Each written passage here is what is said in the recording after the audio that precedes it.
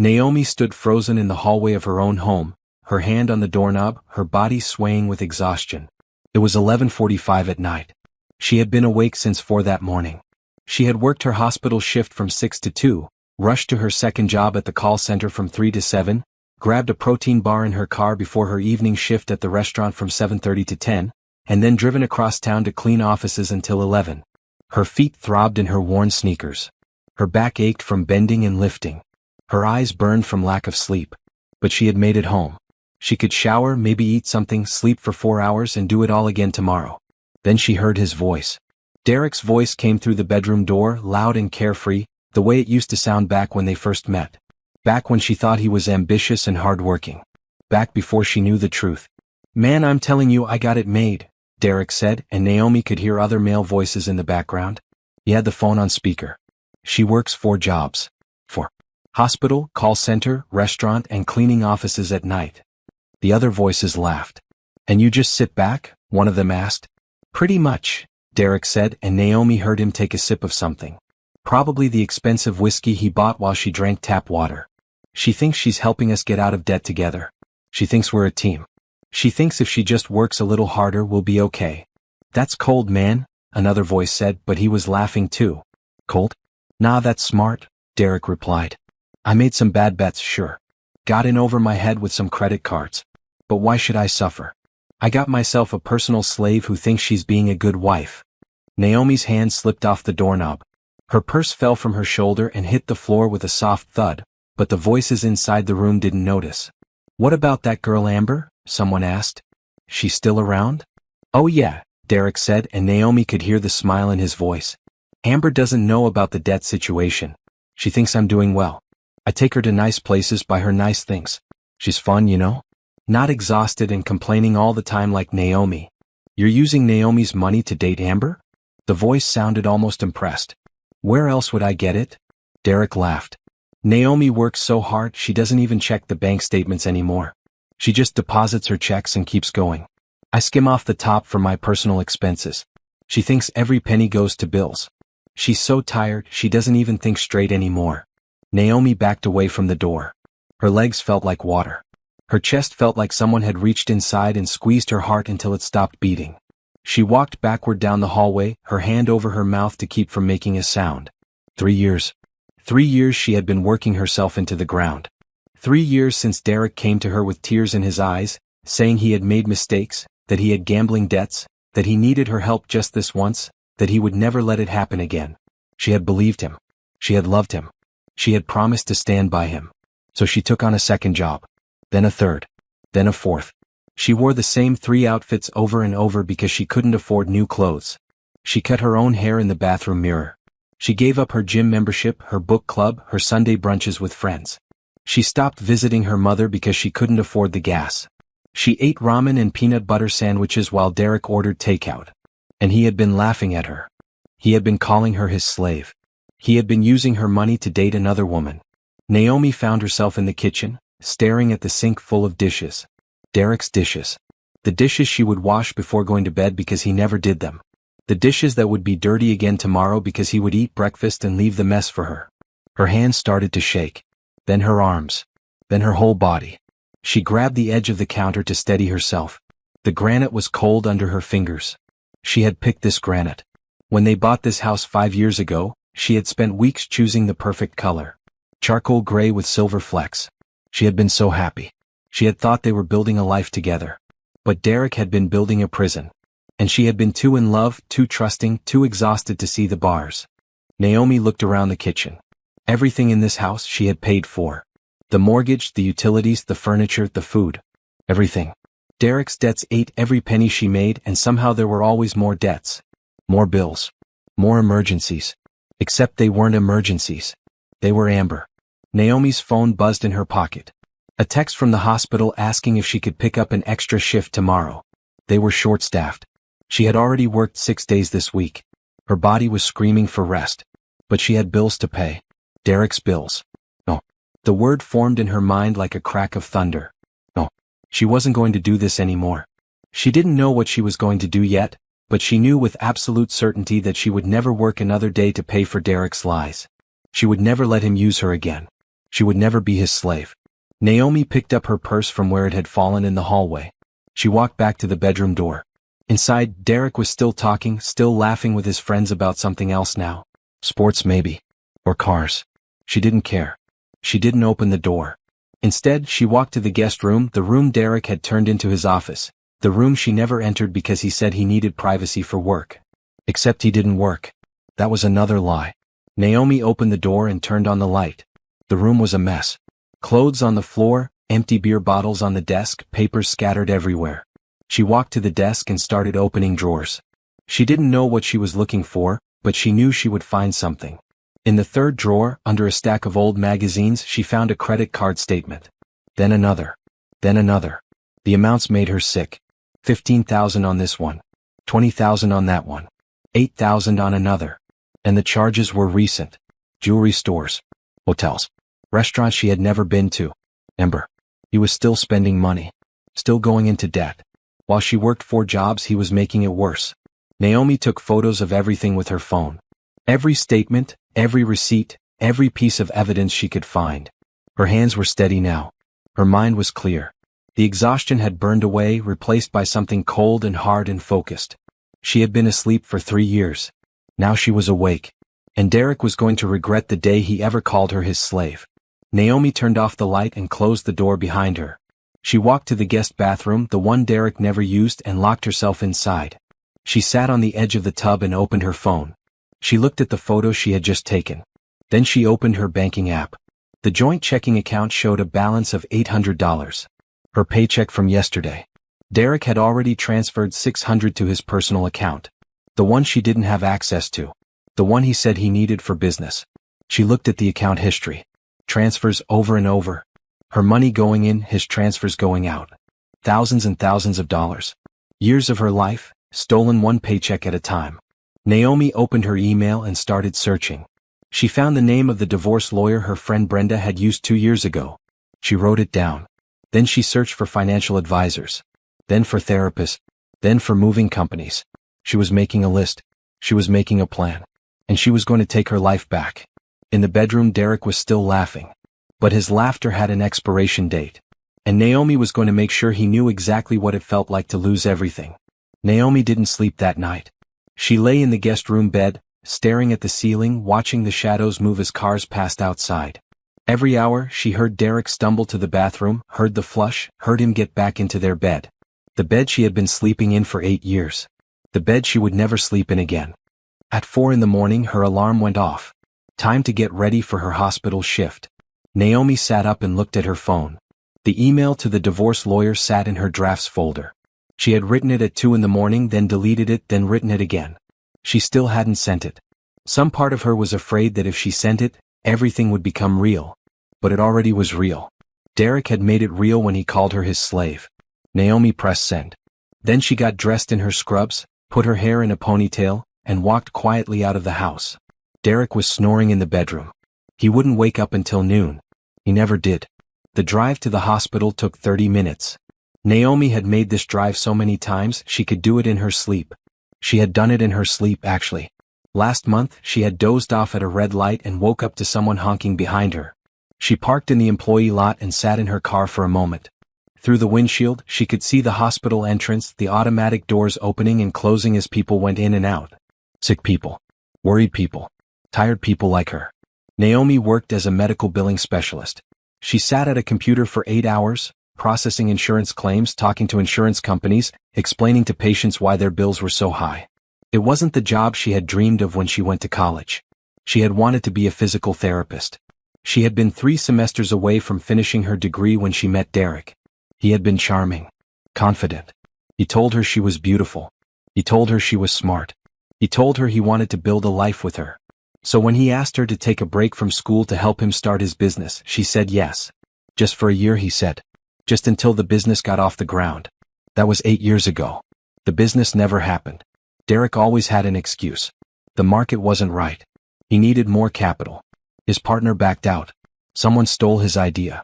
Naomi stopped asking about it after the 2nd year. By then she was working full-time to support both of them. By then, Derek had convinced her that her dreams could wait. That they needed to be practical. That she was being selfish for wanting to go back to school when they had bills to pay. But they didn't have bills. Not back then. The bills came later, after Derek started gambling. After he started losing. After he came home with tears in his eyes and promises on his lips. Naomi got out of the car and walked into the hospital. Her shift started in 10 minutes. She scanned her badge at the employee entrance and took the elevator to the 3rd floor. The billing department was quiet this early. Most people didn't arrive until 8. But Naomi liked the early shift. It meant she could leave at 2 and make it to her second job on time. Her desk was in the corner, next to a window that looked out over the parking lot. She had a photo of her and Derek on her desk. It was from their wedding day. They looked so happy. Derek in his suit, Naomi in her white dress, both of them smiling like they had won the lottery.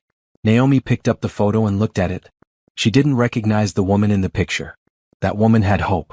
That woman believed in love. That woman thought marriage meant partnership. She opened her desk drawer and put the photo inside, face down. Then she turned on her computer and got to work. The morning passed in a blur of phone calls and claim forms. At 10, her coworker Brenda stopped by with coffee. "You look terrible," Brenda said, setting the cup on Naomi's desk. "Worse than usual, I mean." Naomi tried to smile. "Thanks. That's exactly what I needed to hear. I'm serious." Brenda pulled up a chair and sat down. She was in her 50s, divorced, with 2 grown kids. She had been working at the hospital for 20 years. "You're going to kill yourself with all these jobs.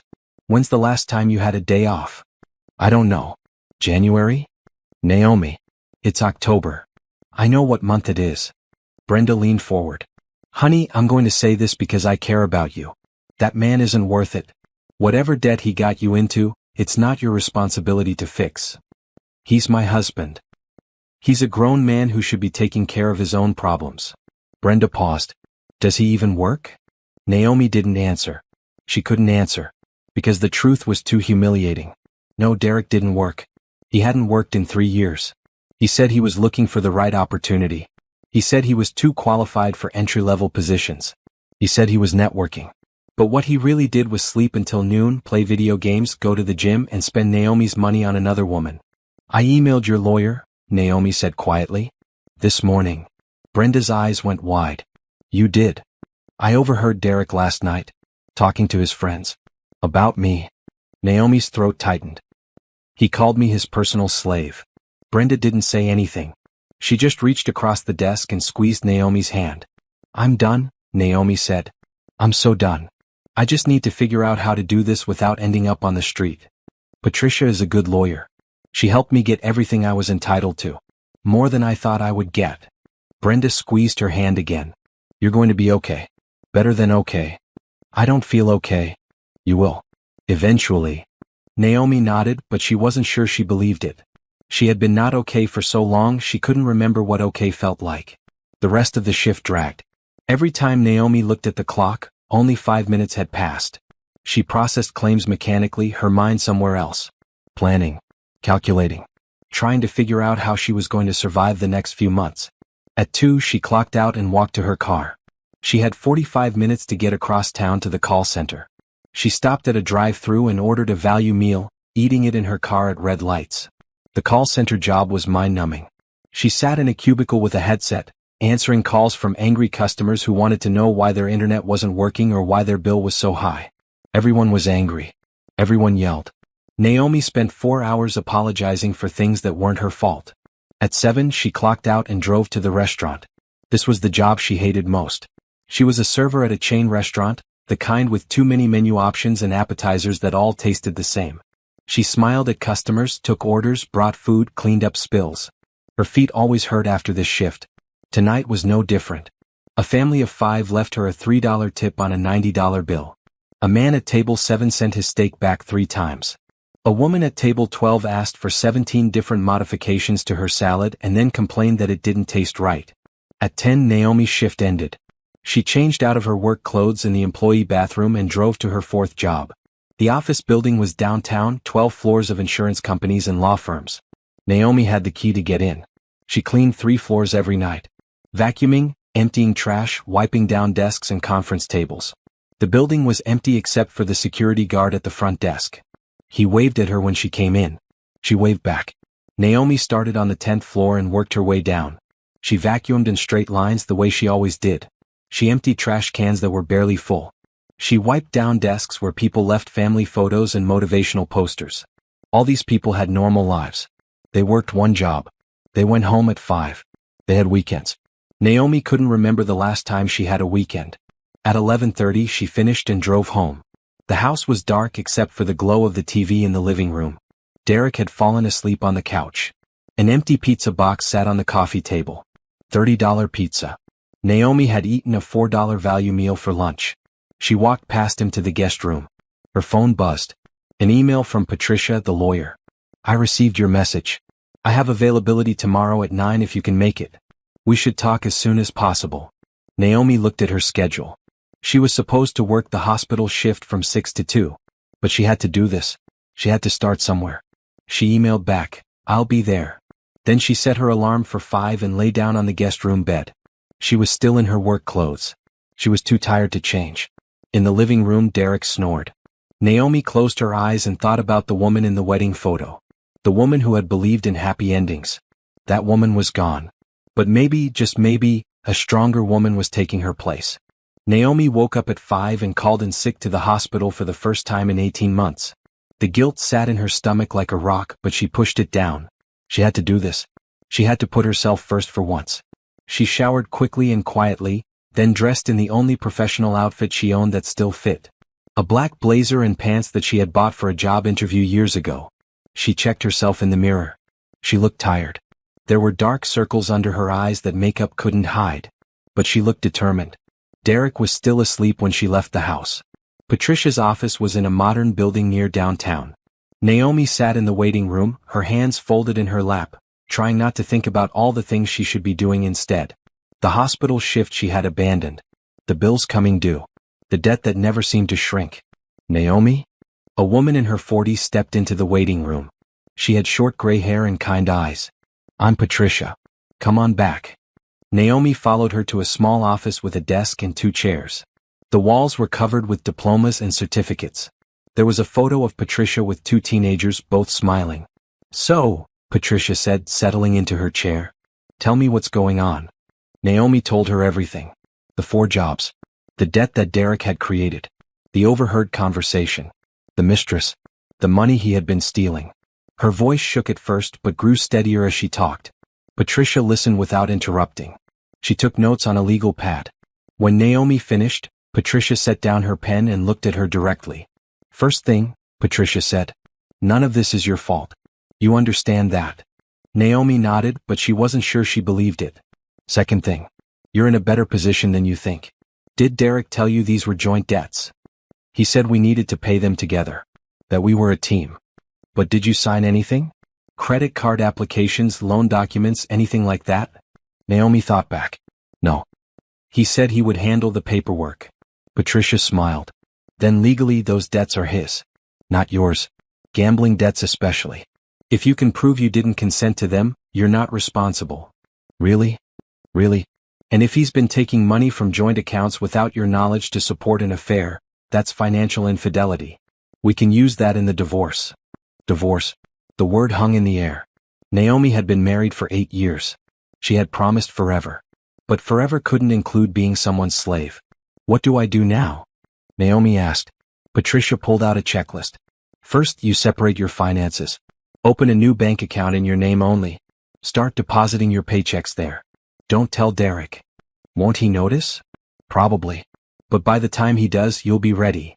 Patricia continued. Second, you gather evidence. Every text message, every receipt, every bank statement.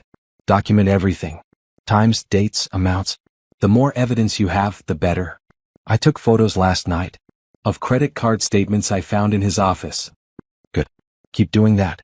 But be careful. Don't let him catch you. What if he gets angry? What if he tries to stop me?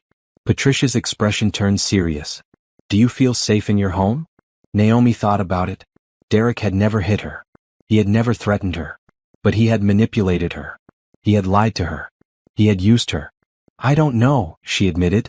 If at any point you feel unsafe, you leave. You go to a friend's house, a hotel, anywhere. Your safety is more important than anything else. Patricia wrote something on a business card and handed it to Naomi. This is my cell number. You can call me anytime. Naomi took the card. Her hand was shaking again. How long will this take? She asked. Depends on how cooperative Derek is. If he fights, it could take months. If he agrees to settle, could be faster. But Naomi, you need to prepare yourself. This is going to be hard. He's going to be angry. He's going to try to manipulate you. He might promise to change. He might cry. He might blame you. I know. Do you? Because from what you've told me, you've spent 3 years believing his lies. It's easy to fall back into old patterns when someone you love is hurting. I don't love him anymore, Naomi said, and realized it was true. I don't think I have for a long time. Patricia nodded. Then you're already halfway there. The meeting lasted an hour. When Naomi left, she had a plan. Step-by-step instructions on how to take her life back. It felt overwhelming, but it also felt possible. She sat in her car and opened her banking app. She found the nearest branch and drove there. 20 minutes later, she had a new checking account and savings account in her name only. She transferred the $800 from the joint account into her new account. It wasn't much, but it was a start. Then she drove to the call center for her afternoon shift. The day passed in a blur. Angry customers. Complicated problems. The same scripts over and over. But Naomi's mind was somewhere else. She was making lists. Things to do. Things to gather. Places she could stay if she needed to leave quickly. At 7 she went to the restaurant. The dinner rush was brutal. Every table was full. The kitchen was backed up. Orders were coming out wrong. Naomi ran back and forth, apologizing, fixing mistakes that weren't her fault, smiling even though her feet were screaming. At 10 she clocked out. She should have gone to the cleaning job, but she couldn't. Her body had hit its limit. She texted her supervisor that she had a family emergency and couldn't make it tonight. Then she drove home. Derek's car was in the driveway. The house was lit up. Naomi sat in her car for a long moment, gathering her courage. She had to go inside. She had to pretend everything was normal. She couldn't let Derek know that anything had changed. She put on her mask and walked through the front door. Derek was in the kitchen making himself a sandwich. He looked up when she came in. Hey babe, he said, smiling. You're home early. I got off early from the cleaning job, Naomi lied. They didn't need me tonight. Cool. You want a sandwich? She almost laughed. He was offering her a sandwich made with groceries she had bought with money she had earned. How generous. No thanks. I ate at the restaurant. Okay. He took a bite of his sandwich. Hey, I was thinking. Maybe this weekend we could do something. Like a date night. We haven't done that in a while. Because we can't afford it, Naomi thought. Because I'm working 7 days a week to pay your debts. Sure, she said. That sounds nice. Derek smiled. Great. I'll make reservations somewhere. My treat. Your treat. With my money. Naomi excused herself and went to the guest room. She sat on the bed and pulled out her phone. She opened her email and started writing. A message to her mother, explaining everything. A message to Brenda, thanking her for the lawyer referral. A message to the hospital, requesting to drop down to part-time hours. She was taking steps. Small steps. But steps nonetheless. At midnight, Derek knocked on the guest room door. You coming to bed? He asked. I'm really tired. I think I'll just sleep here. You've been sleeping in here a lot lately. The bed is better for my back, Naomi lied. All the physical work, you know? Oh, okay. He paused. Love you. The words felt like knives. How dare he say that to her? How dare he pretend? Love you too, she said because she had to. Because she wasn't ready yet. But soon. Soon she would be ready. And then Derek would learn what it meant to lose everything. 3 days later, Naomi was cleaning Derek's car. He had asked her to do it, said it was disgusting, said he would pay her $50. $50 from her own money, given back to her as payment for more work. But she said yes because she needed an excuse to search the car. It was Sunday afternoon. Derek was at the gym. He went every day, spending 2 hours working out, another hour in the steam room. Time he could have spent working. Time he could have spent helping her. Naomi started with the trunk. Fast food bags, empty water bottles, gym clothes that smelled like they hadn't been washed in weeks. She threw it all away and moved to the back seat. More trash. A receipt from a jewelry store dated 2 weeks ago. $450 for a bracelet. Naomi took a photo of the receipt and put it back where she found it. The front seat was worse. The center console was full of gum wrappers and parking stubs. The glove compartment had old insurance cards and a bottle of cologne. Expensive cologne. Naomi had never smelled it on Derek at home. She was about to close the glove compartment when she saw it. A phone. Not Derek's iPhone. This was an Android, an older model, tucked under the insurance papers. Naomi picked it up. The screen lit up. No password. Just a home screen with a few apps. She opened the messages. The most recent conversation was with A, and the messages made Naomi's stomach turn. A, miss you already, baby? Derek, miss you too. Counting down until Friday. A, what time can you get away? Derek, noon. I'll tell her I have a job interview. A, oh, you're terrible. What if she actually believes you? Derek, she always does. She's too tired to question anything. A, poor thing. Working all those jobs. Derek, I know, right? But it keeps her busy. And it keeps money coming in. A, you're going to hell. Derek, worth it if I get to see you. Naomi scrolled up. Weeks of messages. Months. They had been together for 2 years, just like the earlier texts indicated. They met at a bar. Derek told Amber he was an entrepreneur. He told her he was successful. He told her he was separated from his wife. All lies. But Amber believed them.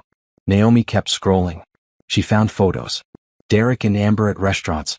Derek and Amber at the beach. Derek and Amber in hotel rooms. In some photos, Amber was wearing jewelry. Expensive jewelry. The same jewelry from the receipts Naomi had found. Amber was young. Mid-20s maybe. She had long red hair and a bright smile. She looked happy. She looked like someone who thought her life was going exactly the way it should. She had no idea she was dating a liar who funded their relationship with his wife's money. Naomi took photos of everything. Every message. Every photo. Every piece of evidence. Then she put the phone back exactly where she found it and continued cleaning the car. Her hands were shaking. Her chest felt tight. But she kept working. She vacuumed the seats. She wiped down the dashboard. She cleaned the windows. By the time Derek got home from the gym, the car looked brand new. Wow, he said, walking around it. This looks amazing. Thanks, babe. No problem, Naomi said. He pulled out his wallet and handed her 2 20s and a 10. Here. For all your hard work. Naomi took the money. Her money. Given back to her like a tip. Thanks, she said. Derek went inside to shower. Naomi sat in her own car and looked at the photos on her phone. Message after message of Derek and Amber planning their future. A future that included Naomi's money but not Naomi. She thought about confronting him.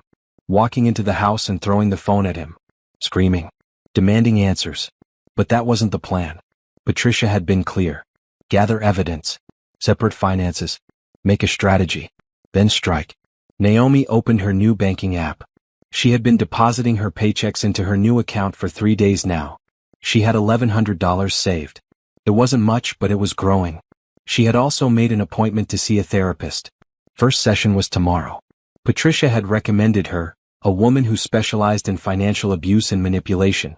Financial abuse. That's what this was. Naomi had looked it up. The patterns were all there. Derek controlling the money. Derek creating debt. Derek isolating Naomi through exhaustion. Derek making her believe she was responsible for his problems. Classic abuse. And Naomi had fallen for it completely. Her phone buzzed. A text from Derek. What do you want for dinner? I'm thinking pizza again. Pizza he would order with her money while she ate leftovers. Naomi texted back, whatever you want. Then she opened her photos and looked at the pictures from Derek's secret phone again. She studied Amber's face. The woman looked so happy. So carefree. Did Amber know about the debt? Did she know Derek didn't work? Did she know he had a wife at home working herself to death? No. Amber thought Derek was successful. Amber thought Derek had money. Amber thought she had won some kind of prize. Naomi felt a flicker of something like pity. Amber was being lied to just as much as Naomi had been. Maybe not in the same way, but lied to nonetheless. But Naomi wasn't going to warn her. Wasn't going to reach out. Wasn't going to help. Amber had made her choices. She had chosen to be with a man who said he was separated. She had chosen to accept expensive gifts without questioning where the money came from. She had chosen to laugh about Naomi's exhaustion. And soon, Amber would face the consequences of those choices. Because when Naomi left, when she stopped paying Derek's bills, the money would dry up. The nice dinners would stop. The jewelry would stop. And Derek would have to tell Amber the truth. That he was broke. That he was in debt. That he had been using his wife to fund their relationship. Naomi wondered how long Amber would stick around after that. Not long, she suspected. Derek came back outside, his hair wet from the shower. Pizza should be here in 30 minutes. You want to watch a movie? Sure, Naomi said. She got out of her car and followed him inside. They sat on the couch together. Derek picked some action movie. Naomi pretended to watch, but she wasn't paying attention. She was thinking about her plan. About the evidence she had gathered. About the new bank account. About the therapist appointment tomorrow. She was thinking about freedom.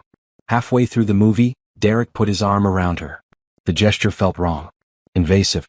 Like he had no right to touch her anymore. But Naomi didn't pull away. Not yet. Soon, she told herself. Very soon.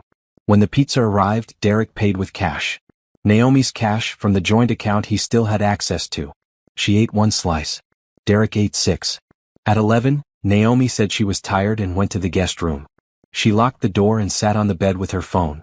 She looked at the photos from Derek's secret phone one more time. Then she sent them all to Patricia with a message. More evidence. Found his phone. He's been planning meetups with her during times he told me he had job interviews. Patricia responded immediately. This is excellent. Keep it safe. Don't confront him yet.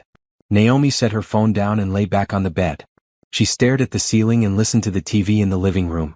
Derek was still watching movies. Still living his comfortable life. But his time was running out. And he had no idea the storm that was coming. The therapist's office smelled like lavender. Soft music played from hidden speakers. The woman behind the desk was in her 50s with kind eyes and a calm voice. I'm Dr. Helen, she said. Patricia told me a little bit about your situation. But I'd like to hear it from you. Naomi had thought she would feel embarrassed talking to a stranger about her marriage. But instead she felt relief. This was someone who would listen without judgment. Someone who wouldn't tell her she was overreacting or being dramatic. She told Dr. Helen everything. Not just the facts but how she felt. The exhaustion. The confusion. The way Derek made her feel like she was never doing enough. The way he twisted every conversation to make her feel guilty. Dr. Helen listened. She took notes. When Naomi finished, she set down her pen. What you're describing is called financial abuse, Dr. Helen said. It's a form of control where one partner uses money to manipulate and dominate the other. Often, the victim doesn't realize what's happening because it develops slowly over time. That's exactly what happened, Naomi said. At first it was just helping him with one debt. Then another. Then it became normal for me to work and him not to. And he isolated you through exhaustion. When you're working 4 jobs, you don't have time to think clearly. You don't have time to question what's happening. You're too tired to see the manipulation. Naomi felt tears building. I feel so stupid. How did I let this happen? You're not stupid. You're human. You loved him. You trusted him. Those aren't weaknesses. But Derek exploited those qualities. That's on him, not you. The session lasted an hour. When it ended, Naomi felt lighter. Dr. Helen gave her homework. Write down every time Derek made her feel guilty or responsible for his problems. Document the patterns. Naomi drove straight from the therapist's office to the hospital for her shift. She was down to part-time now, 3 days a week instead of 6. The hospital had been understanding. Her supervisor said she looked like she needed a break. Brenda caught her at lunch. They sat in the cafeteria, eating salads from the vending machine. You look better, Brenda said. Less like a zombie. Naomi laughed. Thanks. I think. Patricia told me you're doing everything right. Building your case. Getting evidence. I found his secret phone. He's been using it to communicate with his mistress. Brenda's eyes widened. Are you serious? Completely serious. 2 years of messages. Photos. Plans to meet up. All while I was working. That man deserves everything that's coming to him. I just want to be free, Naomi said. I don't care about revenge. I just want my life back. But that wasn't entirely true. She did want Derek to face consequences. She wanted him to understand what he had done. She wanted him to feel even a fraction of the pain she had felt. That evening, Naomi skipped her restaurant shift. She had quit that job yesterday. Now she was down to 2 jobs. Part-time at the hospital and part-time at the call center. She still did the cleaning job 2 nights a week for extra money. With her free time, she went to the public library. She had borrowed a laptop from work and set herself up in a quiet corner. Then she got to work. She created a spreadsheet. Column 1, Derek's debts. She listed every credit card, every loan, every bill she had been paying. Next to each one, she listed the balance and the monthly payment. The total made her sick. $97,000. Column 2, Evidence. She listed every piece of documentation she had. Bank statements showing transfers from joint accounts to Derek's personal account. Receipts for jewelry and hotels. Text messages with Amber. Photos of them together. Column 3, Timeline. When each debt was created. When Derek stopped working. When he told her he needed help. When she took on the second job. The third. The fourth. The pattern was clear. Derek had created these debts himself through gambling and poor choices. He had never intended to pay them back. He had always planned to use Naomi. And it had worked for 3 years. Naomi saved the spreadsheet to a USB drive. She made 3 copies and hid them in different places. One in her car. One in her locker at the hospital. One in a safety deposit box she had opened at her new bank. She wasn't taking any chances. If Derek found out what she was planning, he might try to destroy evidence. She had to be ready. Next, she opened a new document and started writing. A list of things she needed to do before she could leave. Save 3 months of expenses. Find an apartment. Change all her passwords. Tell her mother. Serve divorce papers. File a police report about financial fraud, if possible. She was on step 1. Her new bank account had $2,200. Her monthly expenses, once she stopped paying Derek's debts, would be about $2,000. She needed $6,000 saved before she could leave safely. At her current rate, she could save about $800 a week now that she had quit 2 jobs and was depositing everything in her own account. That meant she needed about 5 more weeks. 5 more weeks of pretending. 5 more weeks of living with Derek. 5 more weeks of wearing the mask. She could do it. She had survived 3 years. She could survive 5 more weeks. Naomi worked at the library until it closed at 9. Then she drove to the office building for her cleaning shift. The work was mindless, which she appreciated. It gave her time to think. She had called her mother yesterday and told her everything. Her mother had cried. She had said she knew something was wrong but didn't want to pry. She said Naomi could come stay with her anytime. But Naomi didn't want to run to her mother.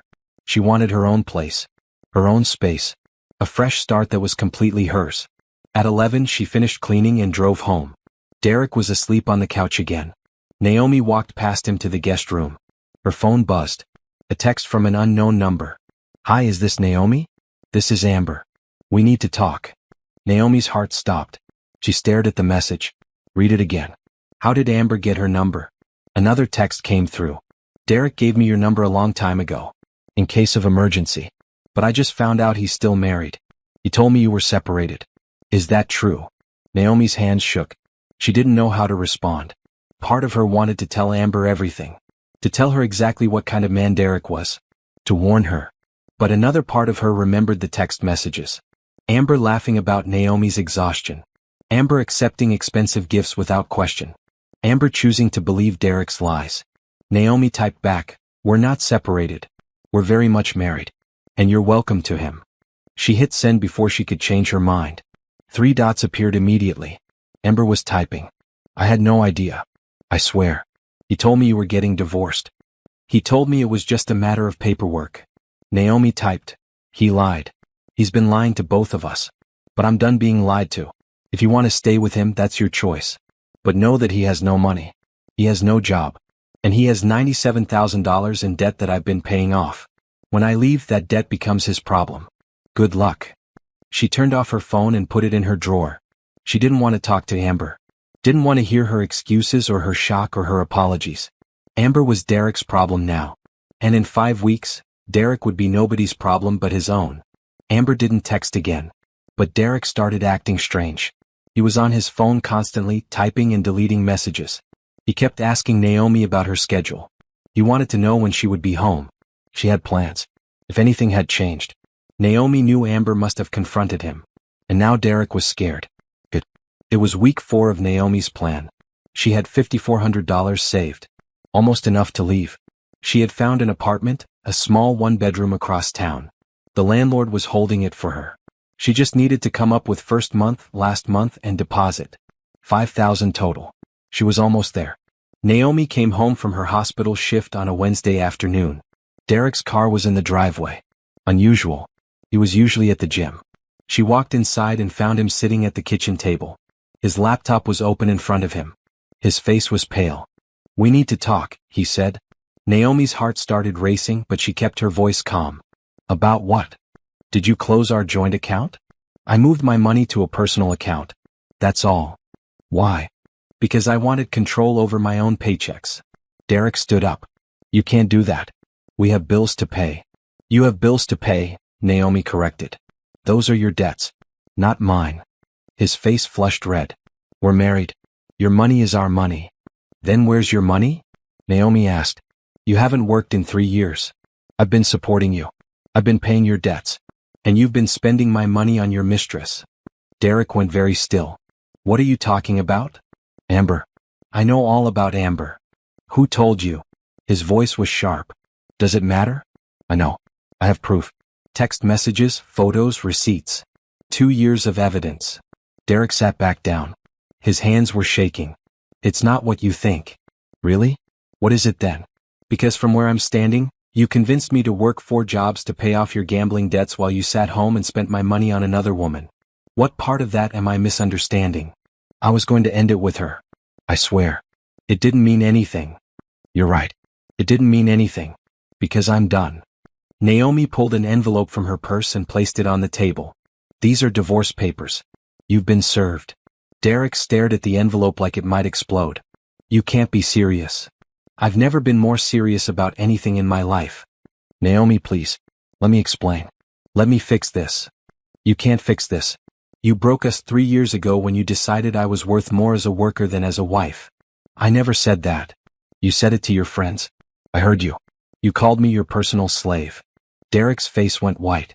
You heard that? I heard everything. And I'm done being your slave. Naomi turned and walked to the guest room. She had already packed her essential belongings. 1 suitcase. That's all she needed for now. She could get the rest later with a police escort if necessary. Derek followed her. Where are you going? Somewhere you're not. This is my house too. Actually, it's not. Your name isn't on the mortgage. Mine is. I've been paying it for 5 years. According to my lawyer, you have 30 days to move out. You can't kick me out of my own home. It's not your home. It never was. You just lived here while I paid all the bills. Naomi grabbed her suitcase and walked to the front door. Derek grabbed her arm. Don't touch me, she said, her voice cold. He let go immediately. Naomi, please. Don't do this. I love you. You don't love me. You love my paycheck. But that's over now.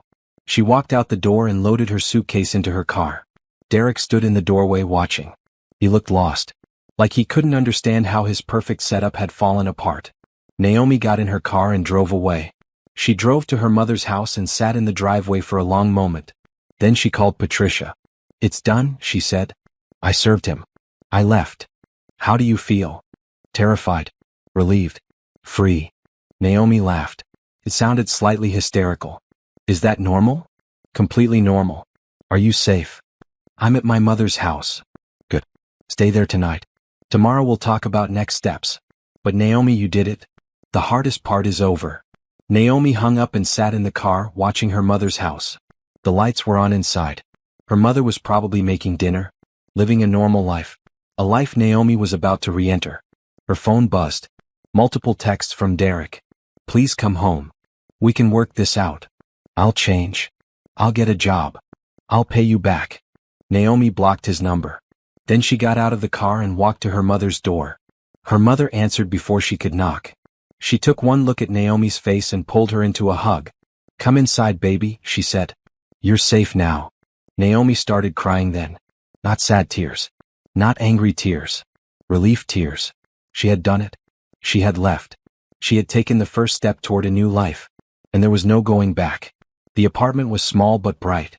1 bedroom, 1 bathroom, a kitchen barely big enough for 1 person. But it was hers. All hers. Naomi signed the lease on a Thursday. She moved in on Friday with help from her mother and Brenda. She didn't have much. The suitcase she had packed. Some kitchen supplies her mother donated. A mattress she bought on sale. A few dishes from the thrift store. But it was enough.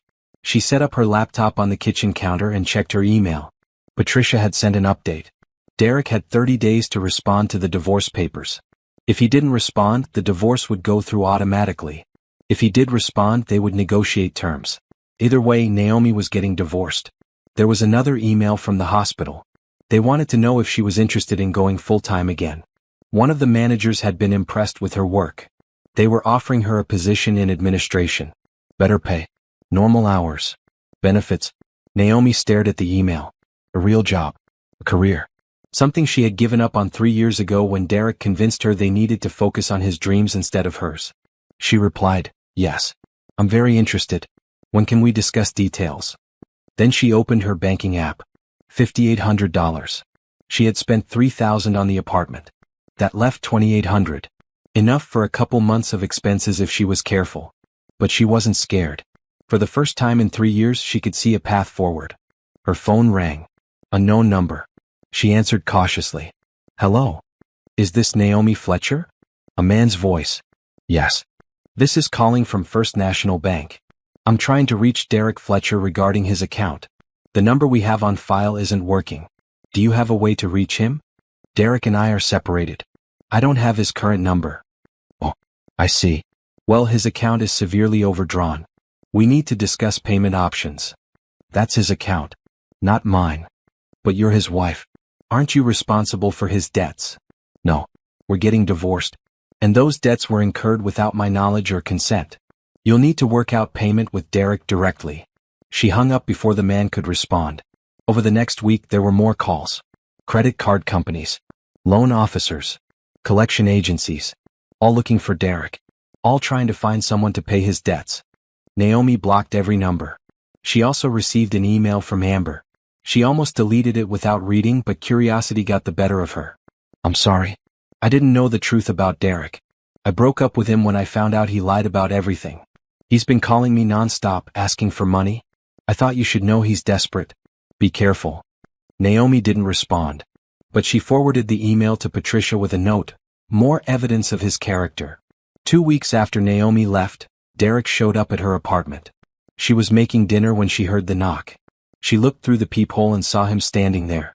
He looked terrible. Unshaven, wearing clothes that hadn't been washed, dark circles under his eyes. She opened the door but left the chain on. What do you want? We need to talk, Derek said. We have nothing to talk about. Everything goes through my lawyer now. I can't afford a lawyer. I can't afford anything. The creditors are calling constantly. They want $50,000 immediately or they're taking legal action. That's your problem. It's both our problem. We're still married. Not for long. And those are your debts. Not mine. Derek ran his hand through his hair. He looked panicked. Naomi, please. I know I messed up. I know I hurt you. But I need help. You need help? That's rich. I worked 4 jobs for 3 years trying to help you. And you called me your slave. I didn't mean it like that. How did you mean it then? Derek didn't answer. That's what I thought, Naomi said. Goodbye, Derek. She closed the door. He knocked again. Naomi, please. I'm going to lose the house. The house is in my name. My lawyer is handling it. You have 2 weeks to move out or you'll be evicted. Where am I supposed to go? I don't know. Figure it out. You're good at making other people solve your problems. Time to solve your own. She walked away from the door. Derek kept knocking for 10 more minutes. Then he finally left. Naomi sat on her mattress and realized she was shaking. Not from fear. From anger. How dare he show up here? How dare he ask for her help after everything? But she also felt proud. She had held her ground. She hadn't let him manipulate her. She hadn't fallen for his sob story. She was done being his solution. 3 weeks after Naomi left, Patricia called with an update. Derek responded to the divorce papers, she said. He's requesting spousal support. Naomi laughed. She couldn't help it. Are you serious? Completely serious. He's claiming that he gave up his career to support your career. He says you owe him support while he gets back on his feet. That's insane. I have documentation proving the opposite. I know. And we'll fight it. But it tells me he's desperate. His debts are crushing him and he's looking for any way to get money. Will he get support? Not a chance. Not with the evidence we have. But it might delay the divorce a bit while we sort through his claims. How long? A few months maybe. But Naomi, the end result won't change. You're getting divorced. You're getting the house. And you're not responsible for his debts. After she hung up, Naomi sat in her apartment and thought about Derek. She wondered where he was living. If he had found a job. If Amber had taken him back. She wondered if he understood yet what he had lost. Probably not. Men like Derek never did. But that didn't matter anymore. Derek was his own problem now. And Naomi had better things to think about. Like her interview tomorrow for the full-time position at the hospital. Like the online course she had enrolled in to finish her physical therapy degree. Like the life she was building. Slowly. Carefully. Just for herself. 6 months after leaving Derek, Naomi barely recognized her own life. She woke up at 7 instead of 4. She made coffee in her small kitchen and drank it slowly, sitting on her single chair and looking out the window. The view wasn't much. Just the parking lot and another apartment building. But it was peaceful. She worked one job now. The full-time position at the hospital in administration. 8 to 5 Monday through Friday. She had weekends. Actual weekends where she didn't work. It felt strange at first. Almost wrong. After 3 years of constant work, her body didn't know how to rest. She would wake up on Saturday morning with anxiety, feeling like she should be somewhere, doing something, earning money. But slowly she was learning to relax. She was also learning who she was without Derek. That was harder than she expected. For 8 years she had defined herself in relation to him. Derek's wife. Derek's supporter. Derek's solution to every problem. Now she was just Naomi. And she had to figure out what that meant. Therapy help. She saw Dr. Helen twice a month now. They talked about boundaries. About self-worth. About recognizing manipulation. About rebuilding trust in herself and others. "You're doing remarkably well," Dr. Helen said during their last session. "Most people take years to recover from financial abuse. You're thriving after just 6 months." "I don't always feel like I'm thriving," Naomi admitted. "Sometimes I feel angry. Like I wasted 3 years of my life." "You didn't waste them. You learned from them. You know now what you won't accept. You know your own strength. Those are valuable lessons." Naomi nodded, but the anger was still there sometimes. Late at night, when she was alone, she would think about everything Derek had taken from her. Time. Money. Dreams. But then she would think about what she had gained. Freedom. Independence. Herself. And the anger would fade a little. The divorce was finalized in March.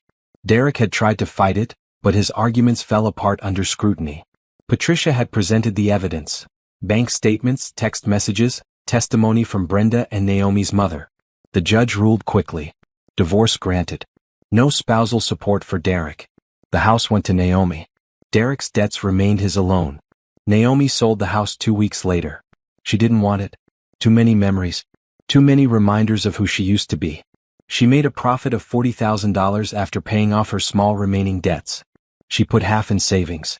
Used the other half to pay for her online courses and buy a reliable car.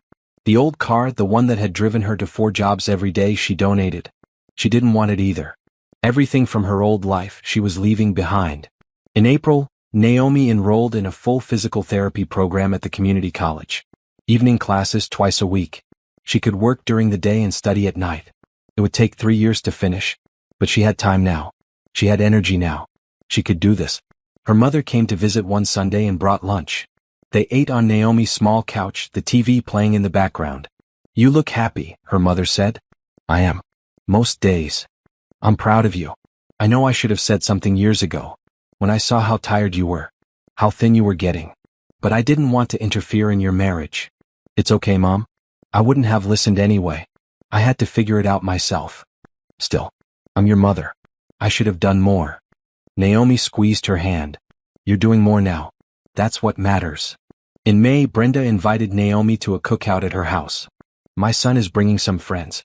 One of them is single. Nice guy. Accountant."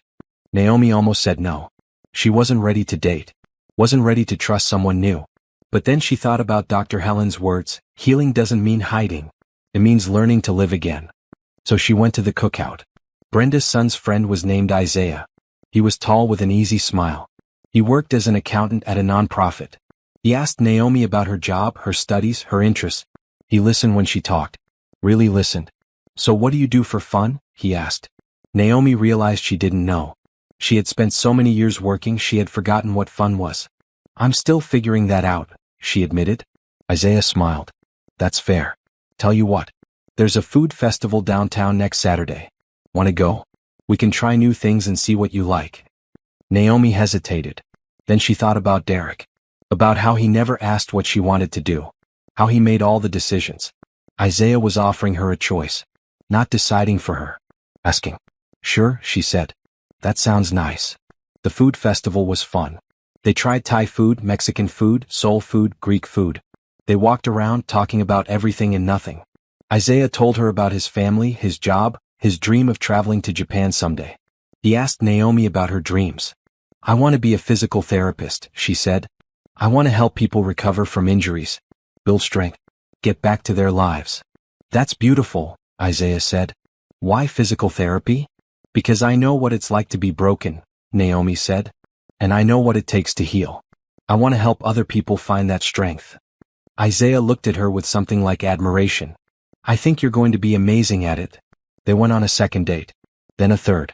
Then it became a regular thing. Dinner on Wednesdays. Movies on Saturdays. Long phone calls on Sunday afternoons. Isaiah never pushed. Never assumed. He always asked, what did she want to eat? What movie did she want to see? How was she feeling? He respected her boundaries. When she said she needed space, he gave it. When she said she wasn't ready for something, he understood. I'm divorced, she told him on their 5th date. Recently. It was bad. I'm still working through a lot. Thank you for telling me, Isaiah said. We can go as slow as you need. No pressure. And he meant it. For the first time in years, Naomi felt seen. Not as a solution to someone's problems. Not as a paycheck. Not as a means to an end. Just as herself. By summer, Naomi had a routine. Work, classes, study time. Dinner with her mother on Sundays. Date nights with Isaiah on Wednesdays and Saturdays. Therapy on Thursday afternoons. It was a full life. But it was her life. She ran into Derek once at a coffee shop in September. He was working there. Behind the counter. Taking orders. He looked up when she came in and froze. Naomi almost left. But then she thought, why should she? She had every right to be here. She walked up to the counter. Hi Derek, she said calmly. Hi. His voice was quiet. What can I get you? Medium vanilla latte, please. He nodded and wrote her name on the cup with shaking hands. While he made her drink, Naomi looked around. The coffee shop was small but clean. Derek looked exhausted. Older. Thinner. He handed her the latte. That's $4.50, he said. She paid with her card. Their fingers didn't touch. How are you? Derek asked, even though he clearly didn't want to know the answer. I'm good. Really good. I'm in school. Studying to be a physical therapist. That's great. I'm happy for you. He didn't sound happy. He sounded hollow. How are you? She asked, though she wasn't sure why. Getting by. I'm working here and doing some freelance work on the side. Trying to pay down the debt. Good luck with that. Derek nodded. Naomi, I want to say. Don't, she interrupted. Whatever you're going to say, don't. It's in the past. Let's leave it there. She picked up her latte and walked out. Her hands were steady. Her heart was calm. She felt nothing but pity for him. And that's when she knew she had truly moved on. 1 year after leaving Derek, Naomi celebrated her birthday in a way she never had before. She took the whole day off work. She slept in until 9. She made pancakes and ate them slowly while watching her favorite show. She went to get her nails done. Then she met her mother and Brenda for lunch at a nice restaurant. No rushing. No squeezing things between shifts. No exhaustion. Just a normal, relaxing day. How does it feel to be 34? Brenda asked over dessert. Honestly? Amazing. Last year at this time, I was working 4 jobs and couldn't remember what month it was. Now I'm actually living. You look different, her mother said. Lighter. Like you're not carrying the world on your shoulders anymore. I'm not. I'm only carrying myself. And that's so much easier. That evening, Isaiah took her to dinner. He had made reservations at a steakhouse overlooking the river. The kind of place Naomi would have never gone with Derek because they couldn't afford it. Or rather, because Derek spent all their money on Amber. I have something for you, Isaiah said after they ordered. He pulled out a small wrapped box. Naomi opened it. Inside was a delicate silver bracelet with a single charm. A phoenix. Rising from the ashes, Isaiah explained. That's what you did. You rebuilt yourself. Naomi felt tears prickling her eyes. This is beautiful. Thank you. You're beautiful. Inside and out. And I wanted you to have something to remind you how strong you are. They had been dating for 7 months now. It was different from her relationship with Derek in every way. Isaiah was consistent. Reliable. Kind. He supported her dreams instead of dismissing them. He encouraged her instead of diminishing her. I love you, Isaiah said.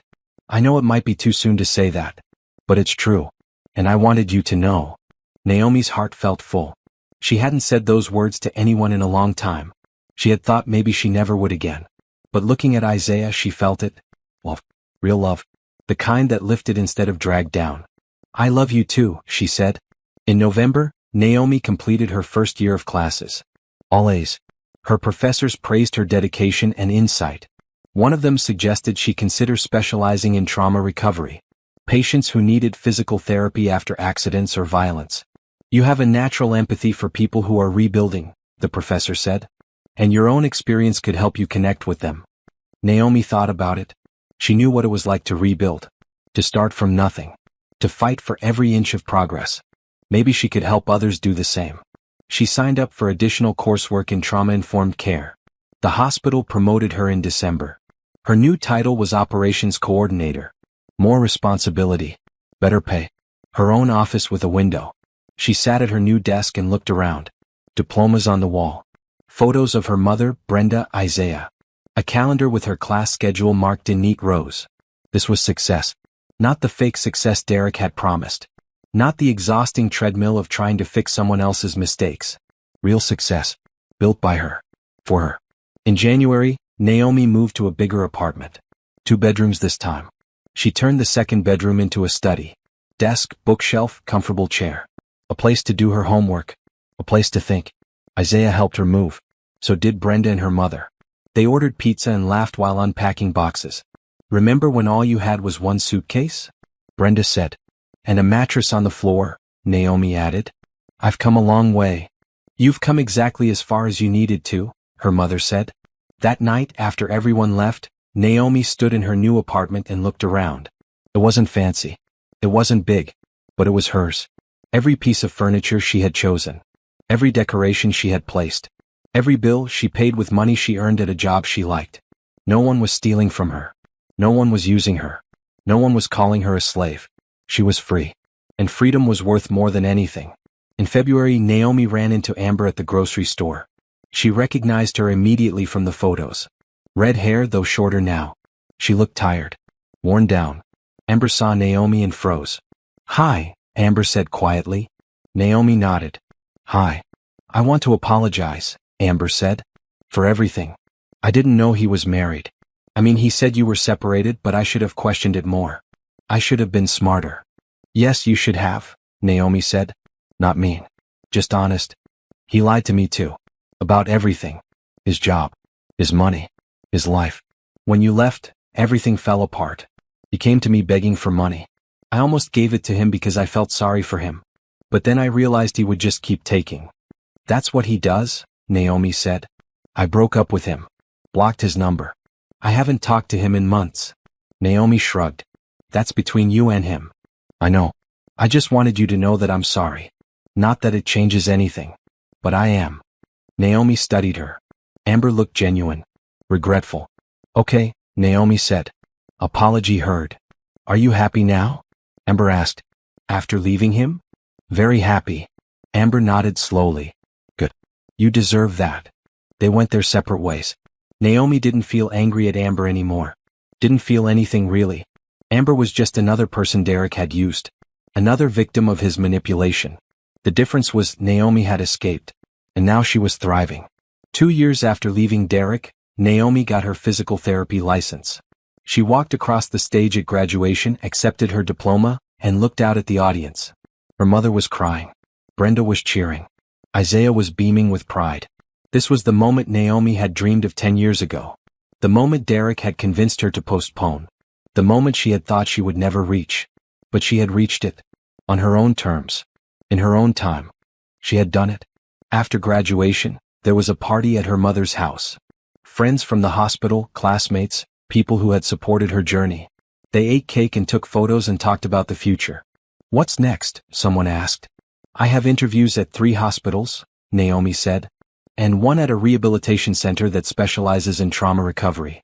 That's the one I really want. You'll get it, Isaiah said confidently. You're the best candidate they'll interview. He was right.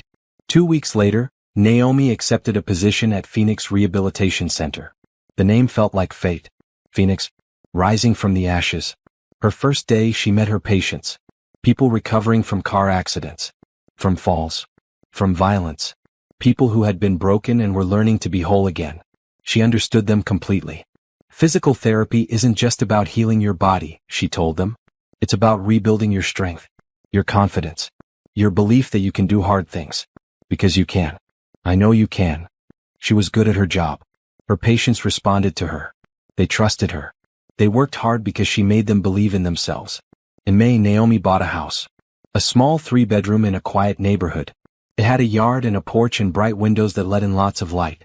She stood in the empty living room and remembered the house she had shared with Derek. How she had paid every bill while he lived free. How she had sacrificed everything to keep them afloat. This house was different. This house was hers alone. Bought with money she earned. Paid for with her own credit. No one could take it from her. No one could claim they were entitled to it.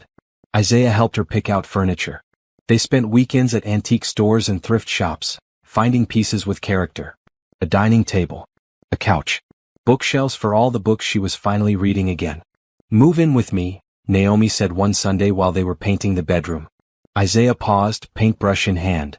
"Are you sure?" "I'm sure. I love you. I trust you. And I want to build a life with you. What about taking things slow? It's been 2 years. That's slow enough." Naomi smiled. "Besides, you're already here every weekend anyway. Might as well make it official." Isaiah set down the paintbrush and kissed her. "Yes. Absolutely yes." He moved in 2 weeks later. Unlike Derek, he brought his own furniture. His own dishes. His own money. He paid half the mortgage. Half the utilities. Half the groceries. He was a partner.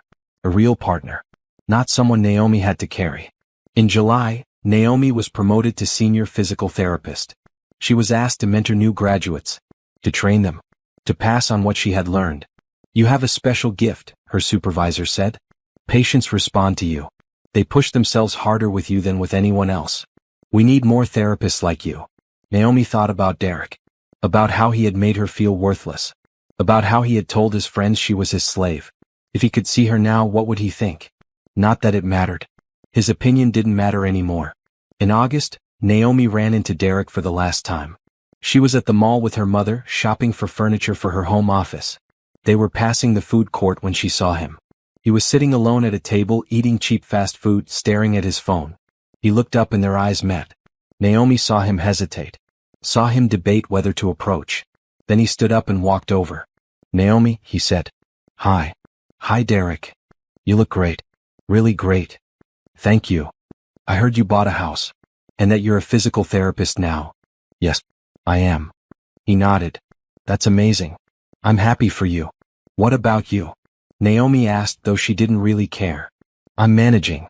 Finally got a full-time job. Office work. Is boring, but it pays the bills. Still paying off the debt. Probably will be for the next 10 years. "I'm sorry to hear that." Derek laughed bitterly. "No, you're not. You're right. I'm not." He looked at her for a long moment. "I was horrible to you. I know that. I used you. I lied to you. I took advantage of your love. And I'm sorry. I know it doesn't change anything.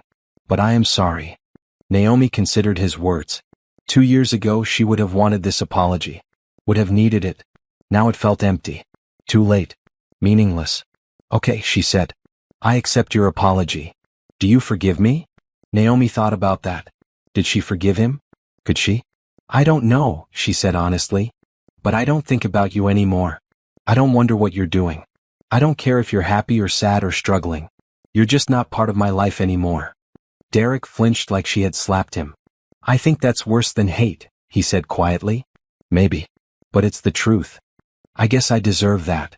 "You do." Derek nodded. "For what it's worth, I'm glad you're happy. You deserve to be happy. You always did." "Yes, I did. I just wish I had realized it sooner." Naomi walked away then. She didn't look back. Her mother caught up with her. "Are you okay?" "I'm perfect," Naomi said. And she meant it. That evening she and Isaiah sat on their porch watching the sunset. The sky was pink and orange and purple. Beautiful. "I saw Derek today," Naomi said. "How did that go?" "It was fine. Anticlimactic, actually. He apologized. I accepted. We both moved on." "Do you feel closure?" Naomi thought about it. "I don't need closure from him. I already have closure. I have my life, my career, my home. That's all the closure I need." Isaiah squeezed her hand. Have I told you lately that you're amazing? You have. But I don't mind hearing it again. You're amazing. You're strong. You're brilliant. And I'm lucky to be with you. Naomi smiled. I'm lucky too. In October, Naomi celebrated her 36th birthday. They threw a party in her backyard. Friends, family, co-workers. Everyone she cared about. Brenda brought champagne. A toast, she said, raising her glass. To Naomi, who went from working 4 jobs and living in hell to being the most successful person I know. You did that. And we're all so proud. Everyone cheered. Naomi looked around at the faces. People who loved her. People who supported her. People who had watched her transformation and cheered her on. 2 years ago she had been broken. Exhausted. Lost. Now she was whole. Thank you, she said. All of you. For believing in me. For standing by me. For reminding me that I was worth more than I thought I was. Her mother wiped tears from her eyes. You were always worth everything, baby. You just needed to see it yourself. That night, after everyone left, Naomi sat on her porch with Isaiah. They didn't talk. They just sat together, comfortable in the silence. Naomi thought about the woman she had been. The woman who worked 4 jobs. The woman who believed she was responsible for her husband's mistakes. The woman who overheard him call her his slave. That woman was gone. In her place was someone stronger. Someone who knew her worth. Someone who wouldn't accept anything less than she deserved. Naomi had wanted revenge once. Had wanted Derek to suffer the way she had suffered. But now she realized this was better than revenge. This was victory. Not over Derek. Over the life that had tried to break her. She had survived. She had rebuilt. She had thrived. And that was the greatest victory of all.